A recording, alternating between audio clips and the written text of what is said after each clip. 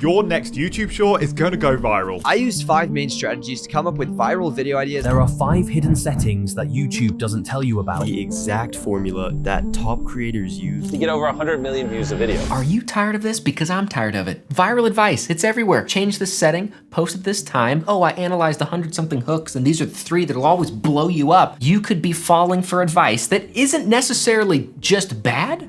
It's actually dangerous. How to go viral is literally one of the biggest scams in this space right now. So here's where we're heading together in our time. I wanna talk about why it actually wrecks more channels that it happens to than helps. And then I also wanna share though, like 2 measurements that I always use that have helped bring some sanity back into the equation. You gotta just press record. And I wanna start right off the bat with this.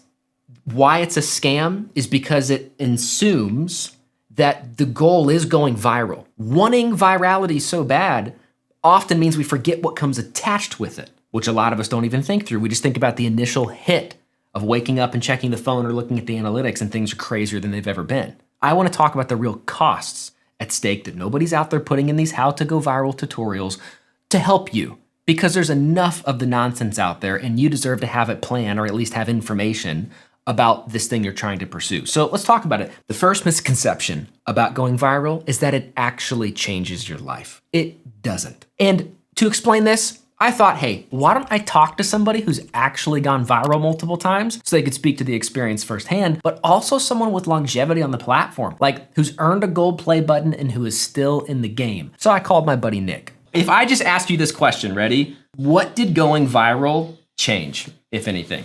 Not a lot. Like obligations are still the same. Day-to-day still looks the same. I think that there's this perception that if I can go viral or if I can have this really, really big online brand, then everything is going to change for me. And what people usually mean by that is monetary. Like that fantasy land that we conjure up, like I will have arrived when it doesn't exist. It's not real. Like I think people think they can deposit views at the bank. Or, you know, like how does that process happen? Like between going viral and then actually seeing some sort of monetary benefit? Like, could you speak into that? Yeah. The reality is that you can have a video do exceptionally well or a series of videos do exceptionally well on the platform and make a couple $1,000 maybe. The time it takes to do that, you usually don't even offset the cost. In fact, I'll go one layer deeper and say that when our brand online was at its biggest, when we had the most subscribers we ever had, when we were pumping out the most content that we ever were, was when we were probably our brokest. So often I've found when a creator who is newer, who catches some virality, when that moment and that surge comes in, it almost paralyzes them. Like it's actually, more often than not, it takes longer for that next video to come out because they're just in your head. You're like, like what do I even do next, you know? And then maybe you get pigeonholed because the video that went viral actually isn't the clearest representation of you or what you were trying to build. It just sort of happened. Of course, yeah. Well, you know, it's a lot easier to create something when you feel like it's going to be for 10 people or 100 people. Who are looking at it versus when 1 million people are looking at it. So when it comes to your question of, you know, it happens and people aren't prepared for it. Yeah. Most aren't. And you don't know that you're not until you're there. It's like you don't know that you're not dressed for the ball until you get to the ball. Listen to me.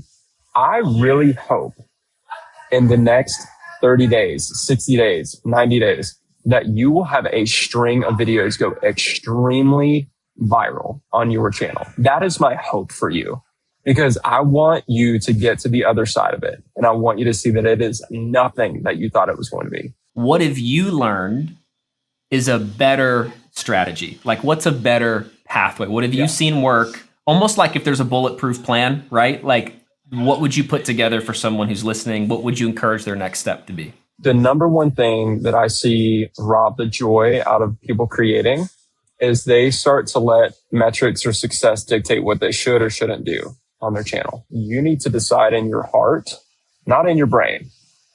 You need to decide in your heart what your channel is going to be about and who your channel is going to serve. That's what I would say is a much better prescription for success, because that's the kind of content that you're going to be able to keep making a decade from now. But I think a lot of people flip it, right? We like reach for the tactics, we reach for the algorithm, instead of starting with ourselves and starting with our audience. Yeah. So I would say that if your cause and desire and reason for creating online is still notoriety, the desire for fame or money, I would say you need to go back to the drawing board. You're not ready to create yet. I'm saying that because that is not going to keep you in the game. It's not doing all those things that causes you to hate your life. It's building something that big and having the pressure of it weigh down on you over something that you don't even like. So I think we can agree, doing anything and everything just to be seen and heard is a really dumb and scary way to do YouTube. And I also want to make it clear that actually, like, I'm not completely against going viral. I'm actually kind of about it. I'm just about the way that you go viral. So for me, as a YouTube strategist, I love overperformance.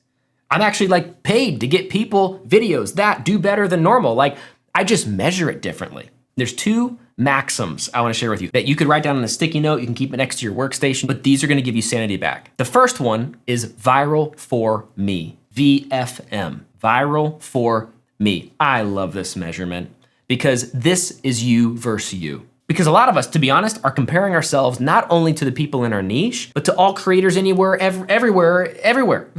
And so it's like, you can feel so paralyzed if you're over here like, man, I'm over here with my fishing channel getting 248 views. That's a lot of people, but it's easy to think that's not a lot of people when you see other people in the fishing niche. And I would encourage you that VFM now makes those 248 views matter. Those actually mean something to you now. And it's something that you can quantify because it's, you know what, that 248 views really matters right now. Because you know what my last 8 videos did? 127, 100 views, 88. And all of a sudden you had a video that did like 200 whatever. That's called going viral for me. This means that you start to understand what your baseline is. This requires you to understand your baseline. And this is why it's one of the very first things that I'll do with someone. It's like, hey, what are we currently averaging? Where are we currently at? And you can get those in your YouTube analytics. And you can start to, and you may not even have to crack open your YouTube analytics just to know like, man, I haven't even broken 100 views. And I love this because it's a win that you can actually build on. As your baseline increases, and it will over time, as you continue to create, you continue to post, you continue to get better, that baseline increases and your viral for you moments will increase as well. The second metric I want you to hold on to is OOT, O-O-T, outlier over time. I'm obsessed with this metric lately because it's a whole different way to even view success on YouTube. I'm all about the latest video performance card. I appreciate the like 48-hour performance stuff. You can check out like real-time views. But like, what's your video doing 180 days later? What's your video doing a year later? YouTube is a place where when the student is ready, the teacher appears. That just means your videos can be searched. Your videos can be suggested. Your videos can be found by the people that are a good fit for them way after you even first posted that video. And a lot of us are judging virality and are judging success based off what our videos do in the first freaking hour. My friend, if you are posting videos and judging that video within the first few hours, you need to get out of your analytics, for real. Like, you need to give that video way more time. I'm speaking to like the new and beginning creators or a stuck creator.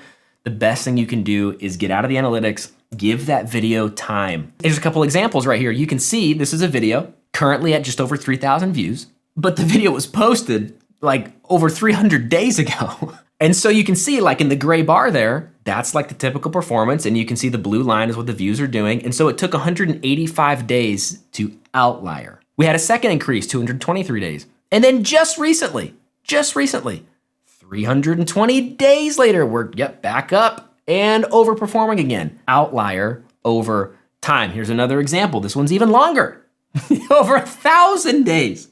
What are we talking about? So it took 550 days for that video to start to really, really pick up. You can see it right there. And it's actually like the baseline for this channel is, it's just really thin. It's down there at the bottom because of how zoomed out we are in terms of views over time. So you can see how thin that little gray bar is down at the line. And so it took about 550 days and this video started to pick up. Another 400 days after that, we're at 900 days, there's another increase.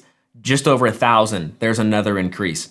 There is a much longer game to play on YouTube than you might be playing right now. Was your goal ever really to blow up? This is the question you have to ask, and I hope that you're confronted with because of this video. What does blowing up mean to you? It's like, what do you want to want. I want to blow up because I want what? And now we're just coaching right now. Hang with me. Like, you have to answer that question, because I'm gonna guess it's because you want to build something real. If you're watching this video and you made it to this point, it's because there's actually a reason you would want to go viral. There's a good reason you'd want to go viral, because you have a message, you have a product, you have a service, you have something to share and offer the world, and you'd love for more people to hear about it. That's why I'm all about overperformance, but I'm about overperformance that has a purpose. And so there's this whole other way that you could play YouTube. And I'd like to actually invite you to come learn about how to do that. We're actually hosting a live 3-day workshop. Sean Cannell and myself and our team want to help you do your next video together. How do you actually prepare a video to overperform on purpose for the right people so it hits the right objectives? You can head to myytplan.com to get some more information. Full disclosure, it is a paid event because we are bringing our private coaching to the front lines. You're done with duct taping together YouTube tutorials and you want to find a different way to be a little bit more sustainable and honestly have like a lot more fun doing this YouTube thing. Come check this out. I think it'd be a great fit for you. myytplan.com.